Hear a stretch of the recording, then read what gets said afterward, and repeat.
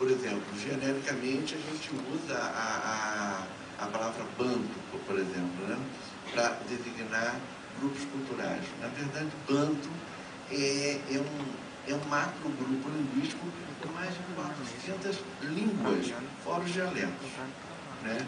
E banto é o plural de uma palavra chamada ent, que quer dizer homem. É lindo isso. Uma língua chamada homem. Né? Algo não apenas poético, mas simbólico, fatal. Né? Uma língua chamada homem. Isso dá até nome, né? Um romance, não é verdade?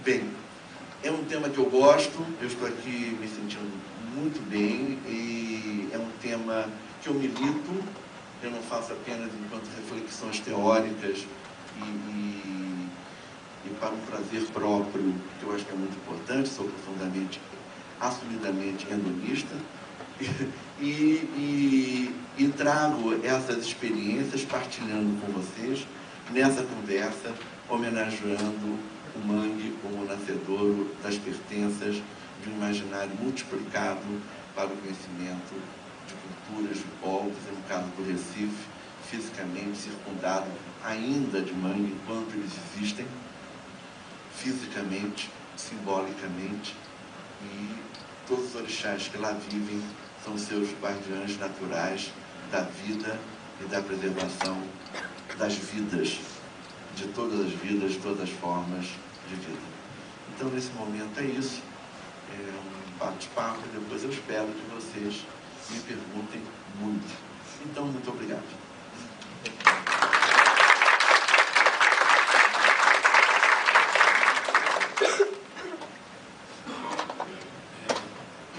Eu fui convidado para comentar a palestra de Haroldo.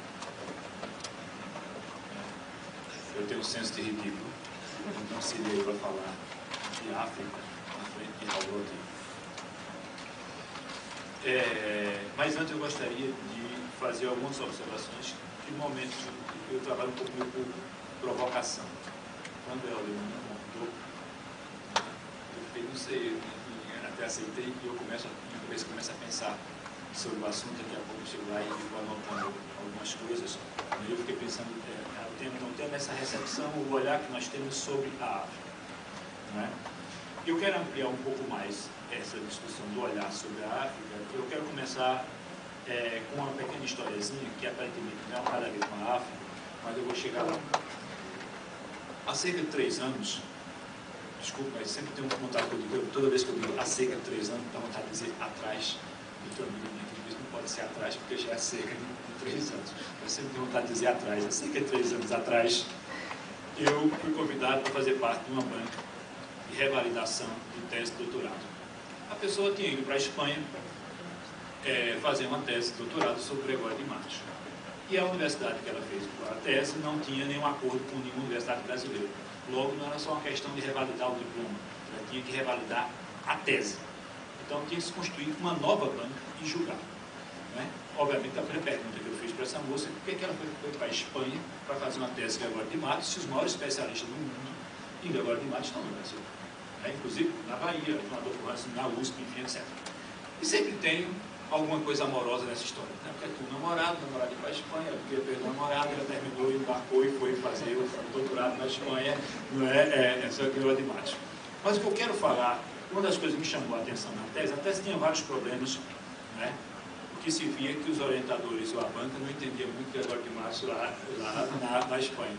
Mas o principal problema que eu via é algo que eu acho que tem muito a ver com nossa discussão aqui, que era uma aplicação de certas terminologias, né, daquilo que eu chamaria de certas categorias teóricas e conceituais, que são nossas, que tem a ver com um certo processo histórico, e a partir de um certo momento, e você tentar aplicar isso em outro momento histórico.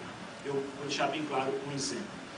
Ela, falando sobre Gregório, ela dizia que na poesia de Gregório usava os seus poemas para fazer crítica, que era uma maneira de defender, né, a cidadania dos baianos. Gregório, na verdade, era um grande defensor da cidadania dos baianos. E ela repetia essa palavra, defensor da cidadania, etc. E eu disse para ele, olha, Gregório Primeiro, as leituras mais recentes que se tem, os estudos mais recentes que se tem sobre Gregório, mostram que Gregório, na verdade, era um grande moralista. Né? Que Gregório, na verdade, era um moralista e até um reacionário. Né? A crítica dele era para se voltar a um estado anterior do que ele achava ideal, social, etc. E ele o que fazia era criticar, é uma crítica para corrigir. Mas o segundo problema é que você usa a palavra cidadão. E nós não podemos usar essa palavra cidadão para o século XVII. Porque cidadão é uma invenção da Revolução Francesa. O que você tem no século XVII é absurdo, mas não cidadão. Cidadão é uma palavra conceitualmente que implica uma série de coisas. Direitos constitucionais, direitos civis, uma determinada organização do Estado, um certo contrato social, uma série de coisas que você só tem a partir da Revolução Francesa. Não é? Você tem um súdito. E aí eu lembrava a ela o filme A Rainha. Não é? Eu não sei se por que o Tony Blair, quando é eleito primeiro-ministro, vai ao palácio se ajoelhar e pedir permissão à rainha para ser primeiro-ministro, porque apesar de ter sido eleito primeiro-ministro, ele não é um cidadão, ele é um súdito. Todo filho da Inglaterra é um súdito de sua majestade. É claro que aquilo é simbólico, porque se a rainha dissesse eu não aceito, ele disse para ele, você cria uma crise. Aquilo é simbólico, mas ele é um súdito. É por isso que a rainha manda atravessar o Atlântico, a frota, para brigar com os argentinos. Né? Então, a primeira coisa que eu observaria no nosso olhar sobre, talvez sobre a África e sobre o passado do Brasil, é essa aplicação de terminologias, né, de certos procedimentos teóricos ou conceituais inadequados para se ler uma dada realidade.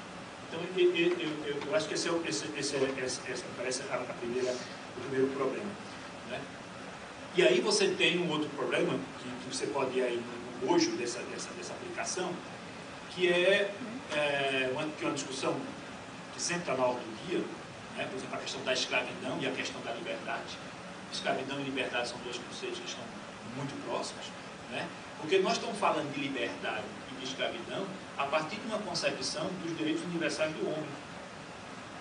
E não que o olhar que alguém tinha no século XVIII do que fosse a escravidão, ou do que fosse a ideia de liberdade.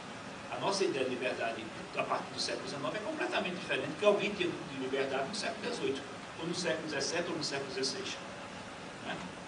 E isso implica uma série de preconceitos, um certo de desvios de análise. Né? E isso, eu não estou dizendo só falando o homem comum.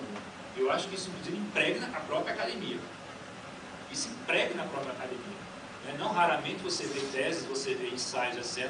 As pessoas falando da questão da liberdade no século XVIII, enfim, da escravidão, etc., como se aquilo fosse uma concepção que você tivesse. E a questão, e como as ideias, quando surgem, elas não são absorvidas tão rápido assim. O fato de você ter o divórcio em 1976 no Brasil, 76, 77, não quer dizer que as pessoas saírem correndo para se divorciar. Né?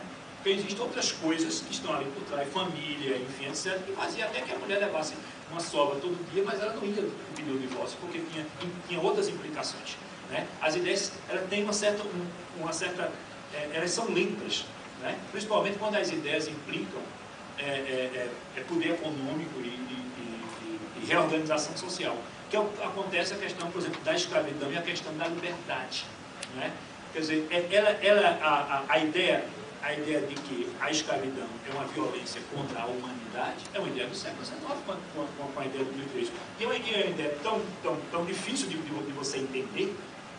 Né? E quem estuda a escravidão do século XIX vê os textos dos que refletem sobre a escravidão, por exemplo, no Brasil, como Joaquim Nabuco e tantos outros, a dificuldade de você fazer entender para o sujeito, né, que ainda está com a cabeça do século XVIII, que aquilo não é mais possível no século XIX. E muito mais complicado para você explicar para o comerciante de escravo africano, que ganhava muito dinheiro, né, e que não aceitava essa ideia de que tinha que acabar o tráfico de escravos. Né? Quer dizer, o tráfico de escravos foi um grande problema.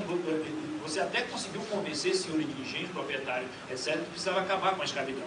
Mas não se conseguiu convencer os traficantes de escravos africanos, né, que aquilo não era mais possível, porque na cabeça dele não entrava, não tinha lógica nenhuma, o direito universal dos homens proclamado pela Revolução